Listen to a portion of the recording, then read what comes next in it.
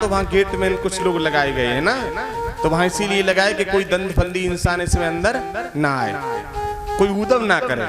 इसी तरह दो हंस खड़े कर दिए और कहा कि तुम ये देखोगे कि अंदर कोई दूसरा पक्षी तो नहीं जा रहा है, केवल हंस अंदर जाए।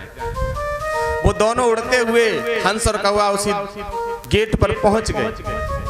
जब गेट पर पहुंचे तो हंस को अंदर जाने की इजाजत मिल गई, लेकिन कौवे को रोक दिया गया कि तुम अंदर नहीं जाओगे, अंदर हंसों की दावत हो रही है। जो उसका मित्र हंस था उसने कहा, अरे आपने पहचान नहीं पाया, ये हंस है। वो कहने लगे, हंस है कि कौवा है, इतना छोटा है, ये तो काला है। तब उसके मित्र ने कहा, अरे भैया, ये मध्य प्रदेश के दतिया वन में 40 साल तक धूप में तपस्या करता रहा, तो धूप की वजह से काला पड़ गया और छोटा रह गया, ये हंस ही था। धूप की वजह से काला पड़ गया और धूप की वजह छोटा रह गया, हंस है। तो कहा, हंस है तो अंदर ले जाओ। अंदर ले गए भैया, और जब अंदर ले गए पंगत बिछा दी गई, और जब पंगत सब बैठ गई, और जब हंसों का जो भोजन था मोती वो परोसे गए। आपने देखा होगा कि कौवा कुछ खाता है तो कैसे खाता, बिखेर बिखेर के। अगर फल भी खाएगा, अमरूद भी खाएगा तो पहले पूरा बिखेर देगा, फिर चोंच से खाएगा। कौवा ने वो पत्तल पर सब दाना बिखेर दिए। पास में इधर उधर बैठे हुए कहने लगे सब लोग, अरे भैया किसे लेके आए, उसे खाने तक का ढंग नहीं, खाने तक का होश नहीं है, कौवा को लेके आ गए। उसका मित्र कहने लगा, भैया खाने का तो ढंग हमें तुम्हें नहीं है। क्यों? कहा, ये पहले 33 कोट देवताओं का भोग लगाता, उसके बाद खाता। इसने पहले भोग लगा दिया है और भोग लगाने के बाद पा लेगा, इसने पहले भोग लगाया है। अरे तो ये बड़ा संत है कि हाँ, और क्या। कौवे ने चोंच से वो सब दाना चबा लिए, वहां से दोनों उड़ देते हैं। उड़ते चले जा रहे हैं। एक बहुत सुंदर आश्रम था, एक आश्रम में बरगद का वृक्ष था, उसी बरगद के वृक्ष की डाली पर दोनों हंस और कौवा जाके बैठ गए। जब बरगद की डाली पर हंस और कौवा बैठे, उधर से राजा निकल के जा रहे थे। राजा को प्यास लग रही थी। राजा ने विचार किया, इस आश्रम में जल की व्यवस्था जरूर होगी।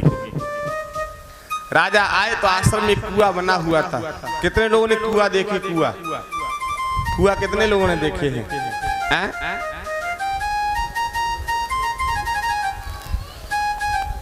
कुआं से जल निकाला जाता था। हम लोग तो, हमारे गांव में एक वकील की कुइया बोली जाती थी, वहां से पानी भर के भी लाए। आज से लगभग ये घटना 28-30 साल पहले की होगी। तो हम वहां से जल भी लेके आए हैं अपने बड़े भाई बहनों के साथ। हमारे घर पे वो थे पीतल के कलसा, और एक ओढ़नी बनाई जाती थी, ओढ़नी उसे रख लेते थे, फिर उसके ऊपर कलसा भर के रख दिया जाता। और दास के पास तो अभी भी एक कुआं है। जो पहले वाला आश्रम था उसमें आज भी कुआं बना हुआ है। कुएं की गहराई लगभग 45-50 फीट है। इसमें ऊपर से अगर झांक के देखते तो नीचे का दिखाई बहुत कम देता है। बहुत बड़ा कुआं है। पूरे गांव में शादी विवाह होता है तो आज भी उसी कुएं पर होता है जो भी कार्य होता है। एक घटना इसी बीच में एक और बता दूं।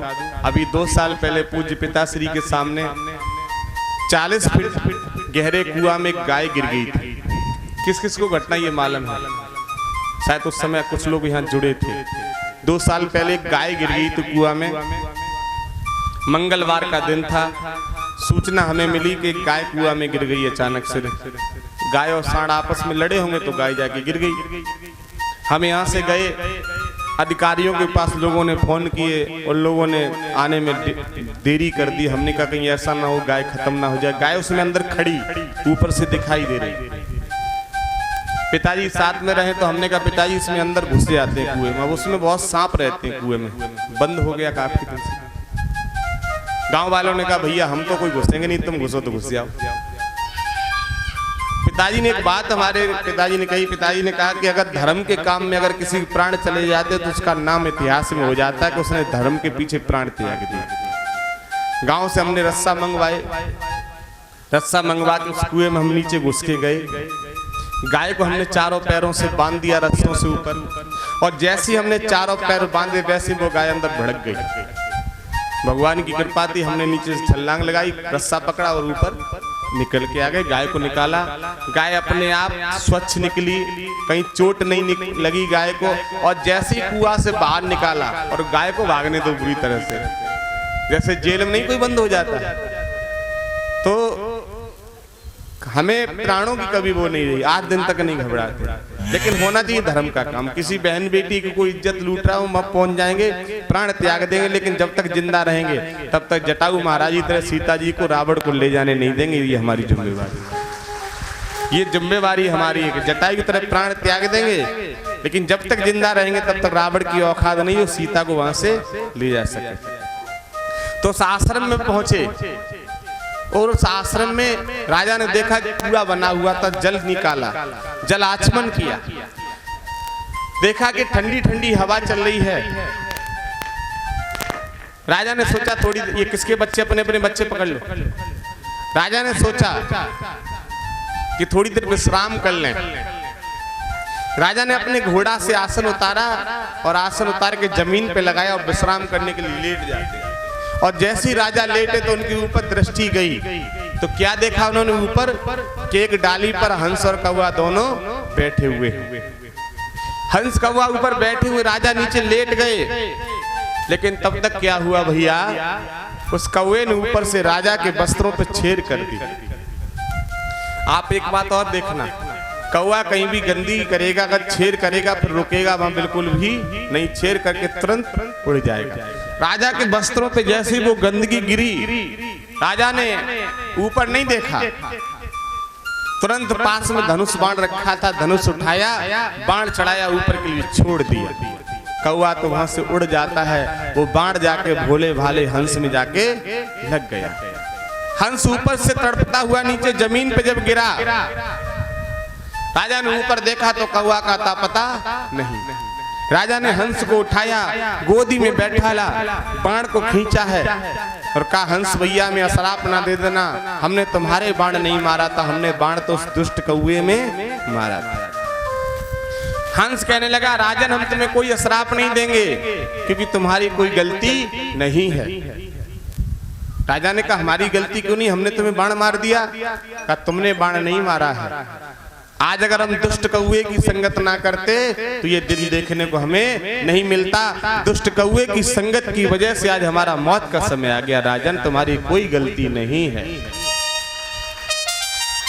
इतना कहते हुए हंस की अंतिम सांसें भरने लगा हंस। तो हंस ने राजा से कहा राजन मैं एक बात कहना चाहता हूँ कि बुरे की संगत देना विधाता और इससे भला नरक का वासा। कहने का मतलब संतों की संगत में जुड़ जाओगे तो संत तो एक बात कहते हैं क्या,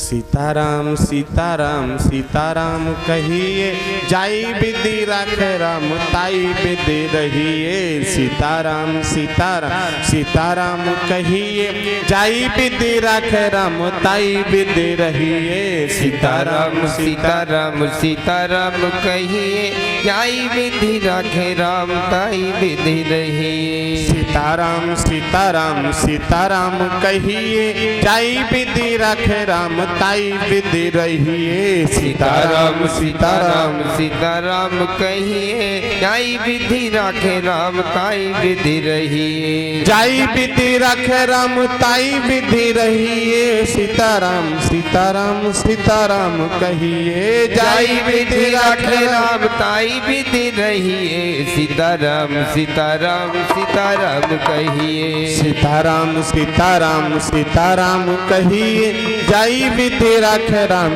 ताई विधि रहिए। सीताराम सीताराम सीताराम कहिए, जाई विधि राखे राम ताई विधि रहिए। सीताराम सीताराम सीताराम कहिए, जाई विधि राखे राम ताई विधि रहिए। सीताराम सीताराम सीताराम कहिए, जाई विधि राखे राम